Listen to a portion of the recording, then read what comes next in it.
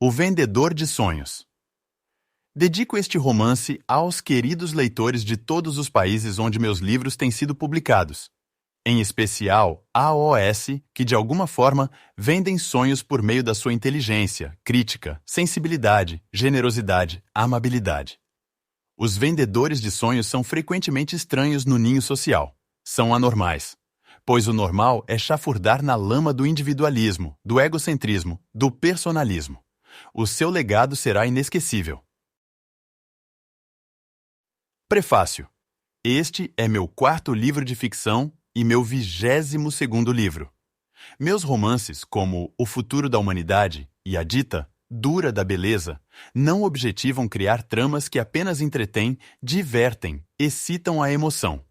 Todos eles envolvem teses psicológicas, psiquiátricas, sociológicas e filosóficas. Tem a intenção de provocar o debate, viajar no mundo das ideias e ultrapassar as fronteiras do preconceito. Escrevo continuamente há mais de 25 anos e publico há pouco mais de 8 anos. Tenho mais de 3.000 páginas ainda inéditas, não publicadas.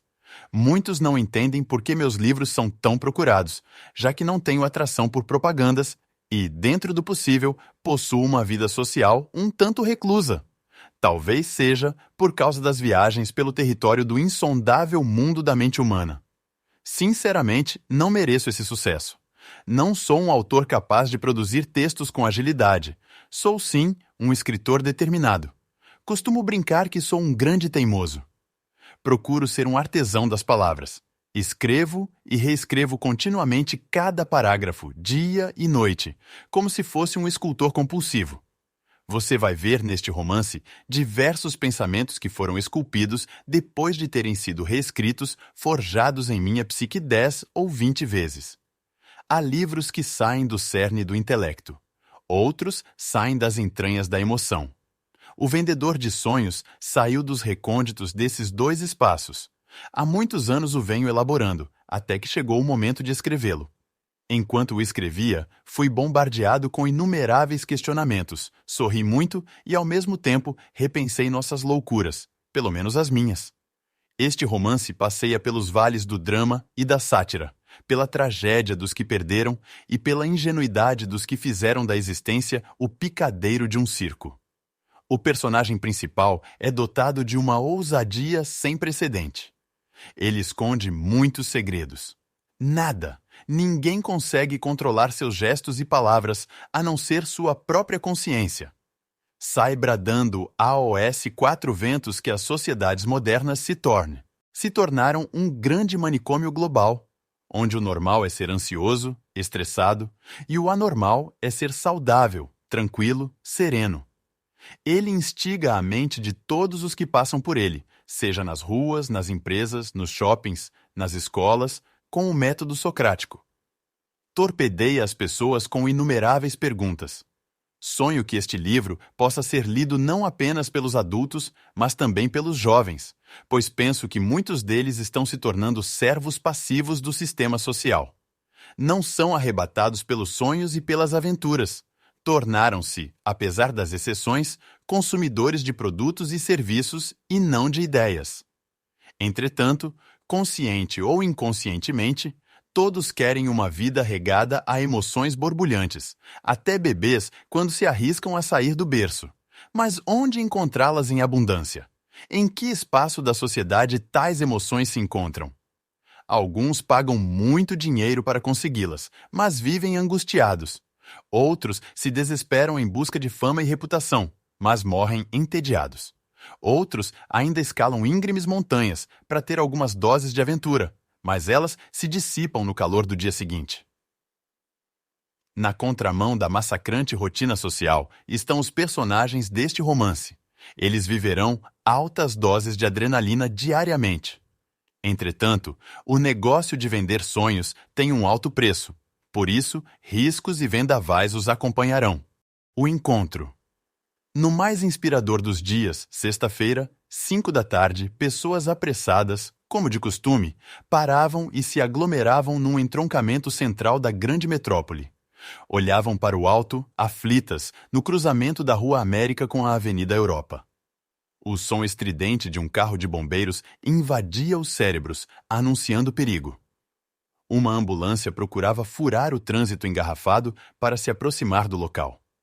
Os bombeiros chegaram com rapidez e isolaram a área, impedindo os espectadores de se aproximar do imponente edifício São Pablo, pertencente ao Grupo Alfa, um dos maiores conglomerados empresariais do mundo. Os cidadãos se entreolhavam, e os transeuntes que chegavam pouco a pouco traziam no semblante uma interrogação. O que estaria acontecendo? Que movimento era aquele? As pessoas apontavam para o alto. No 20º andar, num parapeito do belo edifício de vidro espelhado, debruçava-se um suicida. Mais um ser humano queria abreviar a já brevíssima existência. Mais uma pessoa planejava desistir de viver. Era um tempo saturado de tristeza. Morriam mais pessoas interrompendo a própria vida do que nas guerras e nos homicídios. Os números deixavam atônitos os que refletiam sobre eles.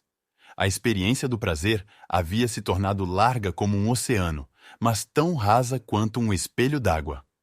Muitos privilegiados financeira e intelectualmente viviam vazios, entediados, ilhados em seu mundo. O sistema social assolava não apenas os miseráveis, mas também os abastados. O suicida do São Pablo era um homem de 40 anos, face bem torneada, sobrancelhas fortes, pele de poucas rugas, cabelos grisalhos semilongos e bem tratados. Sua erudição, esculpida por muitos anos de instrução, agora se resumia a pó. Das 5 línguas que falava, nenhuma lhe fora útil para falar consigo mesmo. Nenhuma lhe dera condições de compreender o idioma de seus fantasmas interiores. Fora asfixiado por uma crise depressiva. Vivia sem sentido. Nada o encantava. Naquele momento, apenas o último instante parecia atraí-lo. Esse fenômeno monstruoso que costumam chamar de morte parecia tão aterrador, mas era também uma solução mágica para aliviar os transtornos humanos. Nada parecia demover aquele homem da ideia de acabar com a própria vida. Ele olhou para cima, como se quisesse se redimir do seu último ato, olhou para baixo e deu 2 passos apressados, sem se importar em despencar.